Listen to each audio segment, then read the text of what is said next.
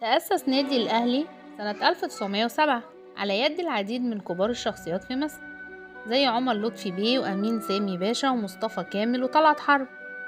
وتم تأسيسه كنادي لشباب الوطنيين المصريين جمع فيه المصريين لقضاء أوقاتهم وممارسة الرياضة. وبعد كده تم تكوين مجلس إدارة النادي برئاسة الإنجليزي ميشيل أنس.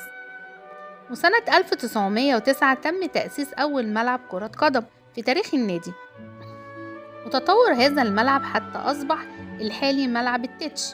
وتم إنشاء أول فريق كرة قدم عام 1911. وسنة 1916 وصل عدد الألعاب داخل النادي ل4 ألعاب: كرة قدم وتنس وبلياردو وجمباز.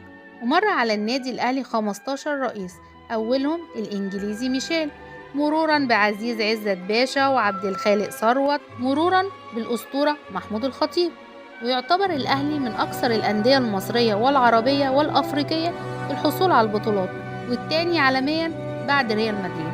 عدد بطولات الأهلي 144 بطولة: الدوري المصري 42، كاس مصر 37، السوبر المصري 12، كاس السلطان حسين 7، دوري منطقة القاهرة 16، كاس الاتحاد المصري 1، بطولة الجمهورية العربية المتحدة 1، دوري أبطال أفريقيا 10، كاس الكؤوس الأفريقية 4، وكاس الكونفدرالية، السوبر الأفريقي 8، وكاس الأفرو أسيوية، دوري أبطال العرب 11، كاس الكؤوس العربية، كاس السوبر العربي 2.